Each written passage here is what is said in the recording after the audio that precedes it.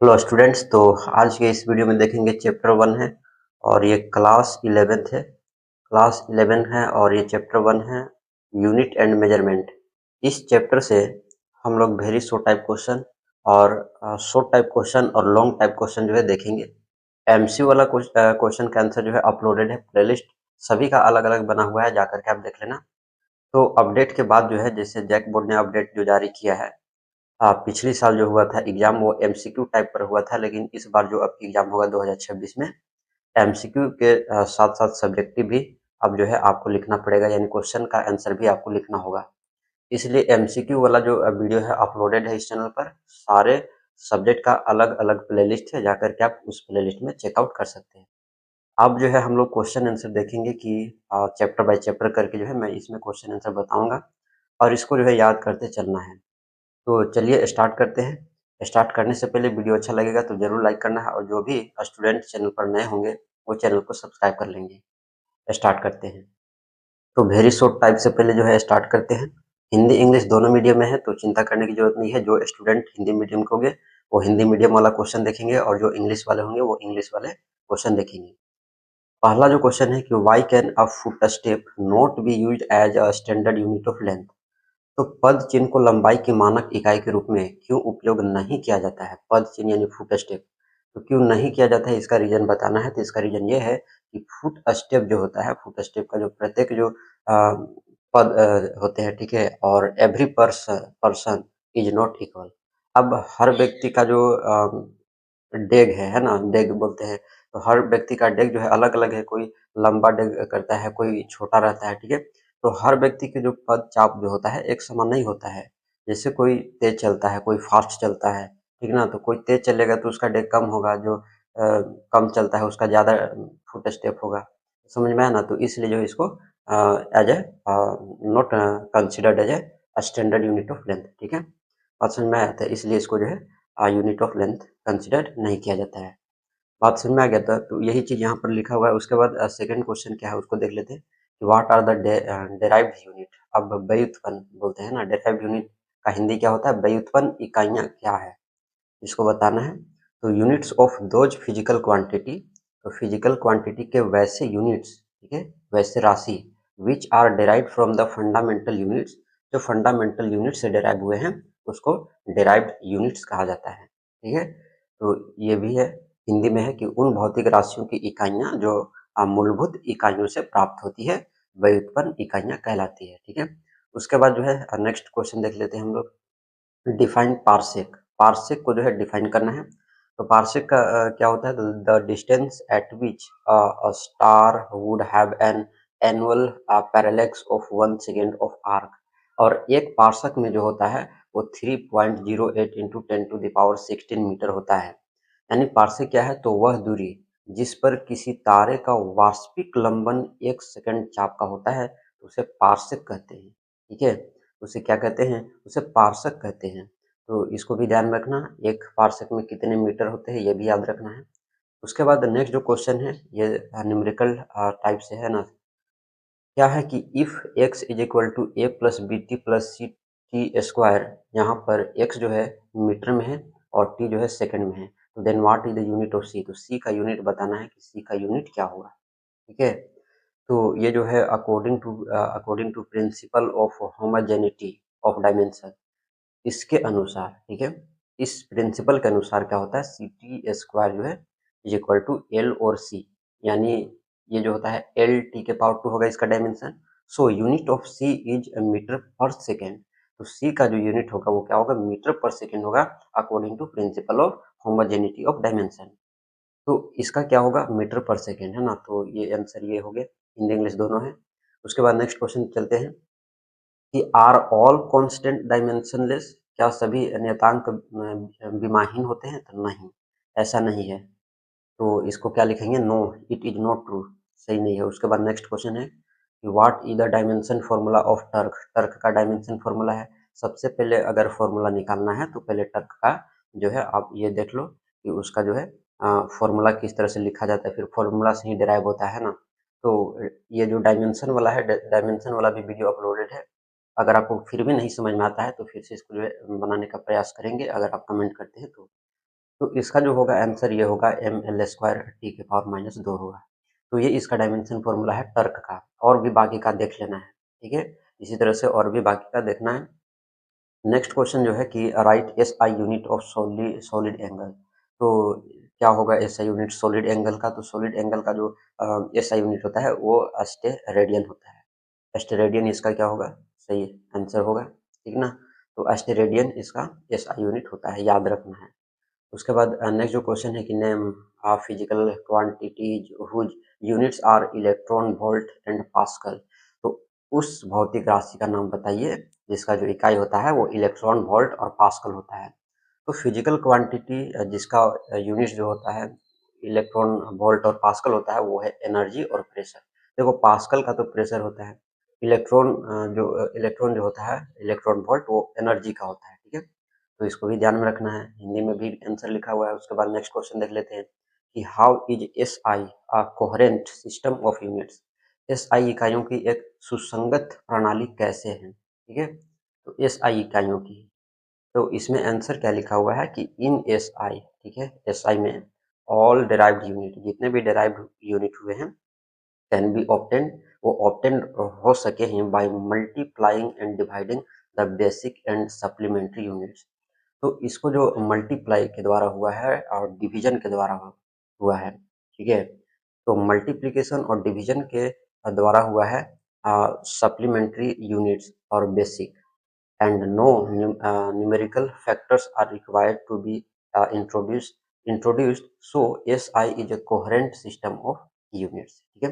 यानी SI में जो जितने व्युत्पन्न इकाइयां हैं, है ना, इनको मूल और पूरक इकाइयों को गुना और विभाजित करके प्राप्त किया जाता है और किसी संख्यात्मक कारक को पेश करने हिंदी में है की आवश्यकता नहीं होती है, अतः SI इकाइयों की एक सुसंगत प्रणाली। तो ये इसके आंसर हैं, ठीक है। इसको अच्छे से याद कर लेना है एक बार, ठीक है। उसके बाद नेक्स्ट जो क्वेश्चन है उसको देख लेते हैं। उसके बाद हम लोग शॉर्ट टाइप जो है आंसर क्वेश्चन की तरफ बढ़ेंगे। ये very short type question answer हमने अभी देखा है। तो ये क्या क्वेश्चन है, arrange the following units of length in descending order. अब ये जो यूनिट दिए हुए हैं इसको डिसेंडिंग ऑर्डर में जो है अरेंज करना है। लाइट ईयर है, एस्ट्रोनॉमिकल यूनिट है और पार्सेक है। तो कैसे होगा डिसेंडिंग ऑर्डर? तो सबसे पहले डिसेंडिंग ऑर्डर आपको पता है ना, डिसेंडिंग ऑर्डर में जो है बड़ा से छोटा लिखते हैं, ठीक है। तो बड़ा से छोटा, तो बड़ा से छोटा लिखते हैं तो उसको डिसेंडिंग ऑर्डर बोलते हैं, और असेंडिंग ऑर्डर जो है छोटा से बड़ा लिखते हैं, ठीक है। तो असेंडिंग ऑर्डर बड़ा से, है ना, छोटा से बड़ा, और डिसेंडिंग ऑर्डर बड़ा से छोटा, तो इसको ध्यान में रखना। क्लियर है। उसके बाद नेक्स्ट जो है अब इसका आंसर देख लेते हैं। तो पार्सेक हो गया, है ना, लाइट ईयर, एस्ट्रोनॉमिकल यूनिट्स। तो इसमें सबसे जो छोटा जो यूनिट है ना ये इसका है, एस्ट्रोनॉमर यूनिट का। फिर उससे जो बड़ा है ये है, और सबसे जो बड़ा है वो ये है। देखो सबसे बड़ा ये है, उसके बाद छोटा ये है, उसके बाद छोटा ये है। तो बड़ा से छोटा जब जाते हैं तो वो होता है डिसेंडिंग ऑर्डर, और छोटा से बड़ा जाते हैं तो होता है असेंडिंग ऑर्डर। मैथ में आप पढ़े होंगे। तो नेक्स्ट अब जो है नेक्स्ट टाइप का क्वेश्चन वो भी शॉर्ट टाइप ही है, अभी लॉन्ग टाइप इसके बाद आएगा। तो क्या क्वेश्चन है कि what are the characteristic of a physical standard. ये क्वेश्चन जो है एग्जाम में पूछे जाते हैं, ठीक है। ये क्वेश्चन इस टाइप का एग्जाम में पूछा जाता है। तो इसका कैरेक्टरिस्टिक क्या है स्टैंडर्ड यूनिट का, वो आपको लिखना है। कम से कम तो 5 पॉइंट आपको कंफर्म याद रखने हैं, क्योंकि 5 नंबर के क्वेश्चन में भी आ सकता है, 3 नंबर के क्वेश्चन में भी आ सकता है। तो कम से कम 5 पॉइंट 6 पॉइंट तो याद होना चाहिए। तो सबसे पहला जो इसमें कैरेक्टरिस्टिक है कि it should be well defined. इसको अच्छी तरह से जो है डिफाइंड किया जाना चाहिए। It should be a suitable size, neither too large और too small in comparison to the quantity to be measured. तो ये सेकंड इसका कैरेक्टरिस्टिक हो गया। थर्ड क्या कैरेक्टरिस्टिक है कि it should be easily reproducible at all places. और नेक्स्ट जो कैरेक्टरिस्टिक है कि it should not change with time and from place to place. It should not change with change in its physical conditions such as temperature, pressure, ये सभी। It should be easily accessible। अब यही चीज यहाँ पर हिंदी में है आंसर, है ना, कि यह उपयुक्त आकार का होना चाहिए, मापी जाने वाली राशियों की तुलना में न तो बहुत बड़ा या बहुत छोटा। यह सभी स्थानों पर आसानी से प्रतिलिपि प्रस्तुत करने योग्य होना चाहिए। इसमें समय के साथ और जगह-जगह बदलाव नहीं होना चाहिए। इसे अपनी भौतिक स्थितियों जैसे तापमान, दाब आदि में परिवर्तन के साथ नहीं बदलना चाहिए। ये आसानी से सुलभ होना चाहिए, ठीक है। तो ये इसका कैरेक्टरिस्टिक है, हिंदी इंग्लिश दोनों में मैंने बता दिया, जिसको जो मर्जी है वो लिखे। उसके बाद नेक्स्ट जो क्वेश्चन है उसको देख लेते हैं, give the limitations of dimensional analysis. तो डायमेंशनल एनालिसिस जो है इसके जो आंसर लिखे हुए ना, लिमिटेशंस बताना है, ठीक है। ये डायमेंशनल एनालिसिस के लिमिटेशंस बताएं, है ना। तो ये है कि it does not give information about the dimensional constant, और ये जो है डायमेंशनल कांस्टेंट के बारे में कोई भी इंफॉर्मेशन नहीं देता है। The formula containing trigonometry function, और इसके जो फॉर्मूला होते हैं वो ट्रिग्नोमेट्री फंक्शन से जो है कंटेन होते हैं, एक्सपोनेंशियल फंक्शन से कंटेन होते हैं, लॉजिकल है ना, लोगरिदम, ठीक है, लोगरिदम फंक्शन से होते हैं, और ये सब इस इत्यादि से होते हैं। कैन नॉट बी डेराइव, ये सबसे नहीं होते हैं, ठीक है। ऑप्शन में है ना, the formula containing trigonometry function, exponential functions, logarithm function, etc can not be derived, ठीक है, कैन नॉट बी डेराइव्ड यहाँ पर लिखा हुआ है। It gives no information about whether a physical, है ना, physical quantity is a scalar और फैक्टर। तो ये इसके आंसर होते हैं। हिंदी में भी इसके नीचे लिखा हुआ है कि बीमीय विश्लेषण की कुछ सीमाएं हैं, या बीमीय नियतांक के बारे में जानकारी नहीं देता है। है ना, त्रिकोणमितीय फलन, घातीय फलन, लघुगणकीय फलन आदि वाला सूत्र प्राप्त नहीं किया जा सकता। यह इस बारे में कोई जानकारी नहीं देता है कि कौन भौतिक राशि अदिश है और सदिश है, ठीक है। नेक्स्ट जो क्वेश्चन है उसको देख लेते हैं, check the correctness of the physical equations. अब ये जो फिजिकल इक्वेशन दिया हुआ है, s is equal to u t plus half a t square, जहाँ पर यू जो है वो इनिशियल वेलोसिटी है, वी जो है फाइनल वेलोसिटी है, ए जो है एक्सेलरेशन है, और एस जो है डिस्प्लेसमेंट है, और टी जो है टाइम है। तो इन विच द चेंज अकर्स, तो कौन सा जो है इसमें अकर करेगा चेंज, है ना, इसमें परिवर्तन होगा। तो ये क्या होगा, अब इसका हिंदी में भी है। अब यहाँ पर आंसर लिखे हुए हैं, इक्वेशन जो दिए हुए हैं इसको जो है लेट करेंगे। एल एच एस जो है, एल एच एस, यहाँ पर एल एच एस एस हो गया, ठीक है। अब एस का जो डायमेंशनल फार्मूला है वो ये होता है, ठीक है। एस का जो डायमेंशनल फार्मूला होता है वो L1 M0 और T0। तो ये इसका हो गया, एस का हो गया, है ना। और आर एच एस जो है, आर एच एस यानी ये वाला जो साइड है, इसका जो डायमेंशनल फार्मूला अगर निकालेंगे तो डायमेंशनल फार्मूला इसका निकल करके आता है ये वाला, ठीक है। तो दोनों का क्या है, सेम ही है। देखो इसका भी डायमेंशनल फार्मूला, देखो मैंने बताया था ना कि अभी डायमेंशनल फार्मूला निकालने के लिए पहले आपको फार्मूला जानना होगा, फिर इसको बदला जाता है, ठीक है। तो बदलने का प्रोसेस बहुत आसान होता है, एक बार आप समझ लोगे तो बड़ी आसानी होता है, अपने से निकाल लोगे, ठीक है। तो ये अपने से निकाल सकते हैं, ठीक ना। तो दोनों का अब सेम हो गया, देखो इसका भी सेम है और इसका भी सेम है, एस का भी सेम है, और ये जो you t plus half a t square था उसका भी सेम है। तो इसको इक्वेशन 1 मान लिया गया है, ठीक है, और इसको इक्वेशन 2 मान लिया गया है। तो फ्रॉम इक्वेशन 1 और 2 से हमें क्या प्राप्त होता है कि एल एस एस जो है वो आर एच एस के इक्वल है। तो इसलिए hence by the principle of homogeneity the given equation is dimensionally correct. तो डायमेंशनली क्या है, सही है, ठीक ना, क्योंकि दोनों इक्वल आ गया, तो इक्वल आ गया तो दोनों से, सही है। तो ये इसका रीजन होता है, ठीक है। ऐसे इसको बनाना है, एग्जाम में लिखना पड़ेगा चूंकि अब, है ना। तो ये सारे जो स्टेप्स है उसको आप नोट डाउन कर लेना। उसके बाद नेक्स्ट जो है उसको देख लेते हैं। क्वेश्चन नंबर नेक्स्ट है कि a force f is given by f is equal to a t plus b t square. यहाँ पर टी जो है टाइम है, तो डायमेंशनल फॉर्मूला जो है ए और बी का पूछा है, ठीक है। तो यहाँ पर फिर से according to principle of homogeneity the dimensionals are the dimensional on either side of the physical equation must be the same. Now, two physical quantities can be added or subtracted if and only if their dimensions are the same. तो यहाँ पर कहा गया है कि according to homogeneity dimensions के according जो है on either side of the physical equation must be the same. तो क्या होते हैं, ये सेम होते हैं, और जो दो फिजिकल क्वांटिटीज होते हैं वो जुड़ सकते हैं या घट सकते हैं यदि और केवल यदि उनके जो डायमेंशनल फॉर्मूला होंगे वो सेम होंगे तब। तो dimensions of f is equal to जो है डायमेंशंस ऑफ ए टी यहाँ पर लिया गया है। अब यहाँ पर देखो ये डायमेंशनल फॉर्मूला है L1 M1T के पावर माइनस 2 जो है, यहाँ पर इज इक्वल टू में जो है ए और टी। अब इस तरह का जो है डायमेंशनल का चिन्ह होता है, ठीक ना।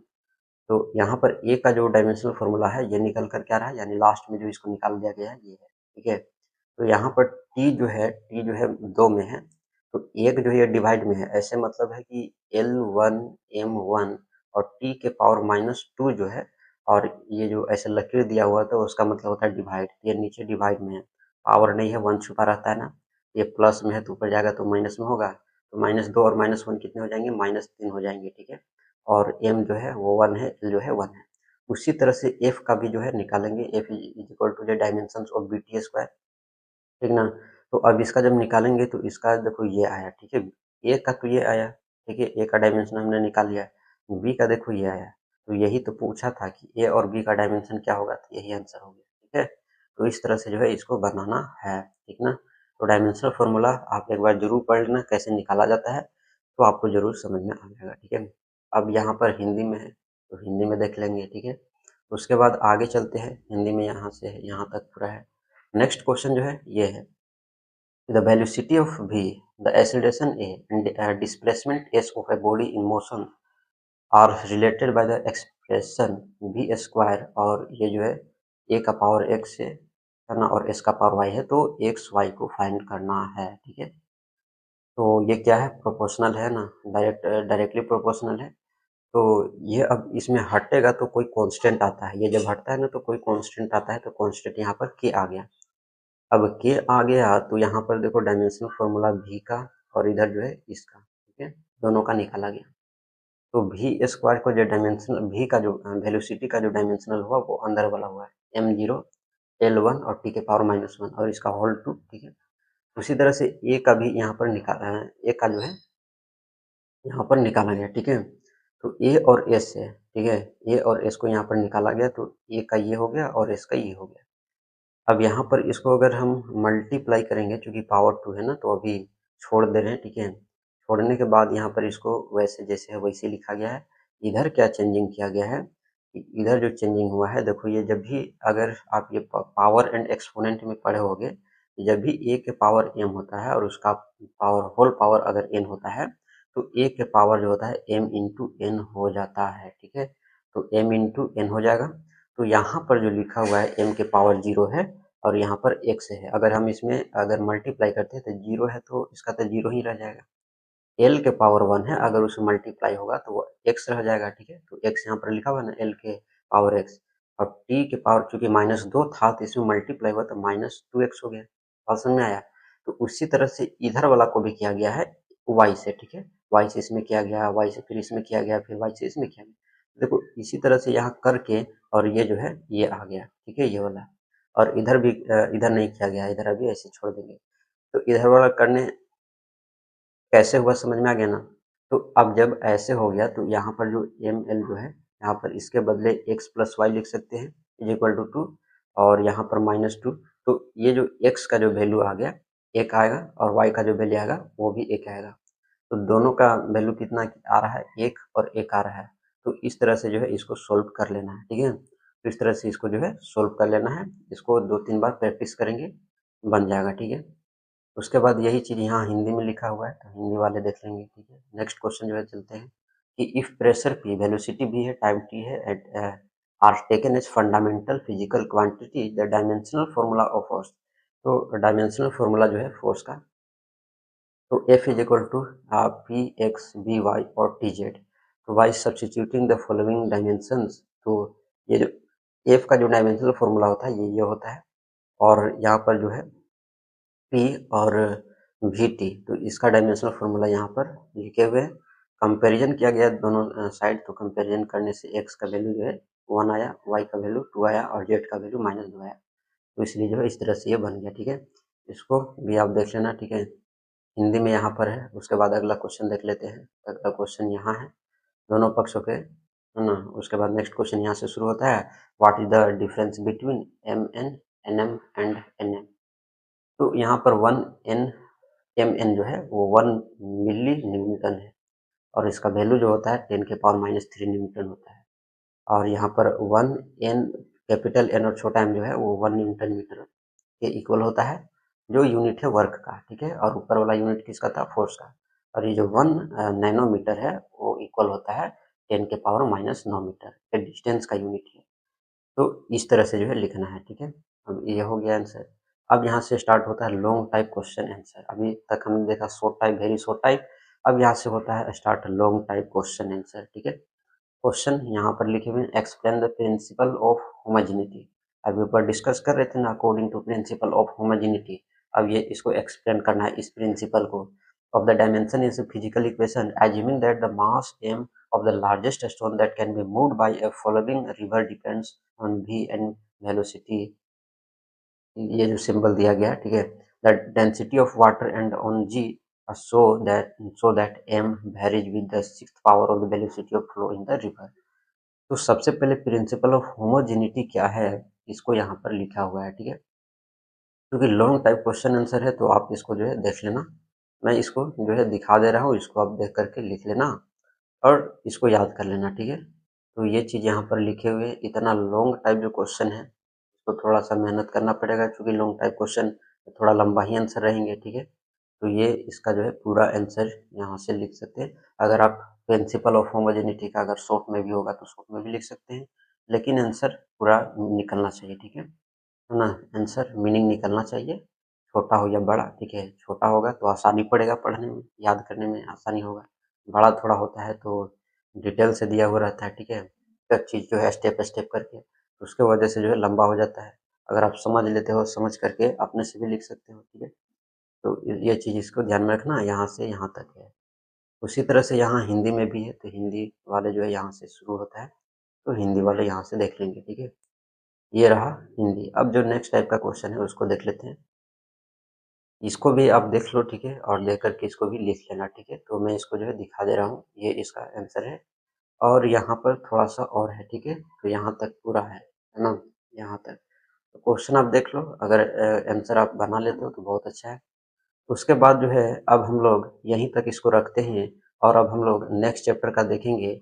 नेक्स्ट चैप्टर से अब हम लोग देखेंगे very short type, long type, ये सब जो क्वेश्चन है वो नेक्स्ट चैप्टर सब देखेंगे। ये चैप्टर यहीं तक खत्म होता है, ठीक है। ये चैप्टर जो है यहीं तक खत्म होता है। तो हम लोग मिलते हैं नेक्स्ट वीडियो में।